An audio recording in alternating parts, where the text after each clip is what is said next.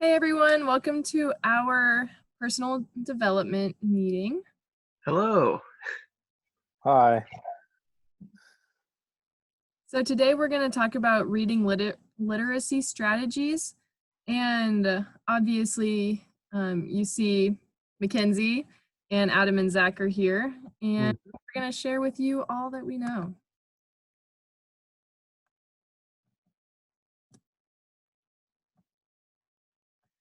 So to begin, I just wanted to share this quote. To read, one needs a book and a pencil. Now, I think that at this point in all of our educations, we definitely know that this is true because we have kind of been on the same path to becoming teachers and to becoming more of experts in our areas and our contents. And to be able to learn and share and adapt and to continue to add on to the new things in our contents, we have to be able to interact with that. And that is called annotating. And so that's what we're going to talk about, how to teach our students to annotate, which is so, so important for each and every single content area that we have represented here. So to get things started, I'm going to talk about how our specific content area of both social studies and language arts uses the reading content literacy. Um, Mostly we use reading skills for understanding, analyzing, and interpreting texts. And we also use it to compare and contrast the different messages and themes in the texts. But this main idea is textual analysis and critical thinking about those texts. So basically, to annotate, a good way is for students to, as they read through their passage, to circle, obviously unfamiliar vocabulary, highlight key names and terms, and underline important quotes. And all this is very important because it helps the student kind of guide themselves through the reading when they reach parts that they don't quite understand, so that they can look those up and then go back to the text. And then later, when they finish the text, they can look at it and they don't have to read it all again. They can just kind of skim through and see the important parts that they themselves circled, highlighted, or underlined. So our next slide is a passage where we kind of go through how that would look. All right, so like Adam said, we're going to model what the annotating activity might look like. We have this lovely excerpt from Night by Ellie Weisel. And the first thing we do is we circle vocabulary that maybe a student wouldn't be as familiar with. So uh, for example, Auschwitz is a well known term, but maybe they don't understand Birkenau. And then they might not know what the SS is, or maybe what a Tommy gun or a truncheon are, because these are very specific terms. And then next we highlight different characters and the setting. Auschwitz is an important part of that highlighting process. And then next we underline. So we underline different parts of the passage that give context to what's going on in this passage.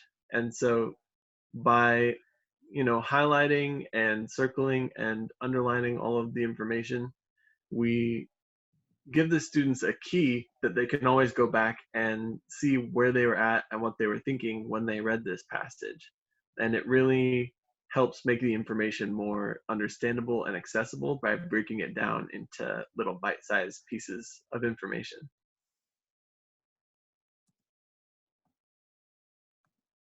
So I'm going to talk about our standards as well.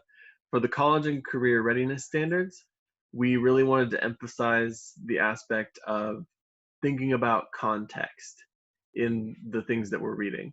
And so the first one is about using questions about different individuals and groups and really analyzing them within the context of a passage. Then the second standard is about analyzing the different factors that shape how people interact and react in certain situations. And then the third one is about different elements related to a historical text, but this can be applied to any kind of text. It's really about analysis. That was what we wanted to emphasize with the college and career readiness standards with the reading.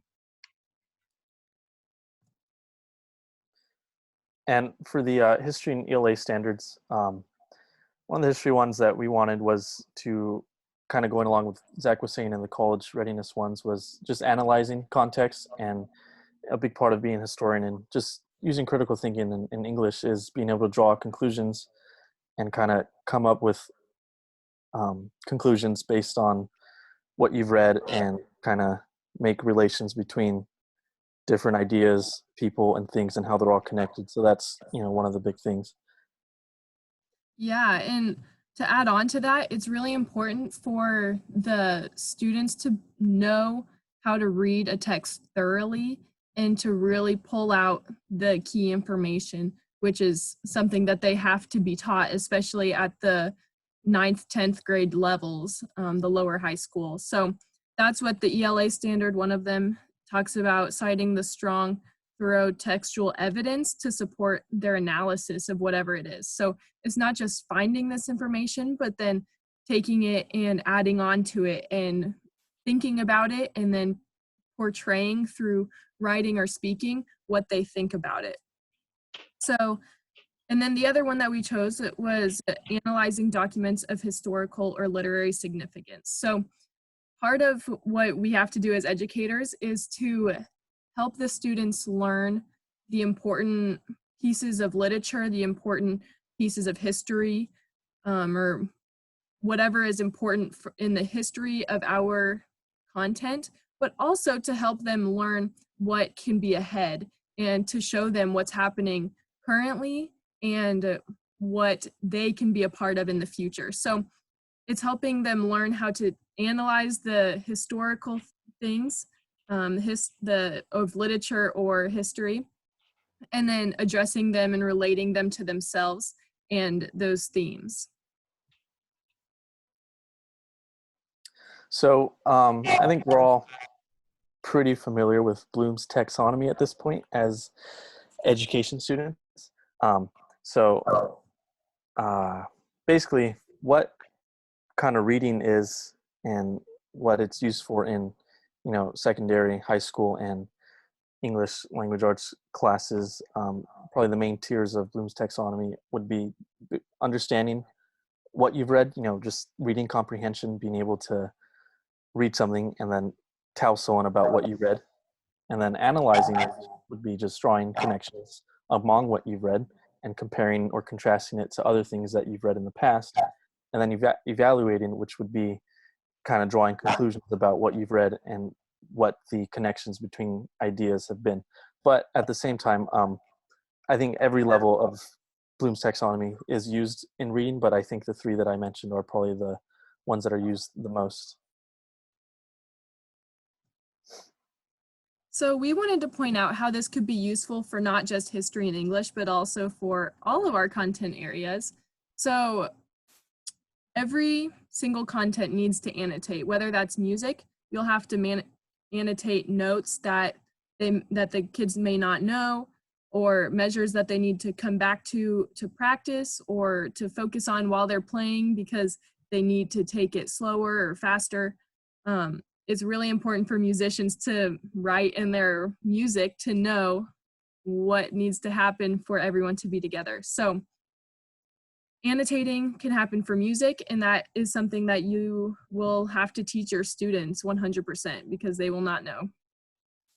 And then for PE and health, whenever you're teaching new content such as sports or exercises, or even in health, if you're going over the different parts of the body and how to work with them, you're going to have to emphasize certain things. And especially if students will have to take a test on that, then they're going to need to annotate in note taking, because this is a form of note taking. So they will need to know how to do that and know what information is important for them to pay attention to.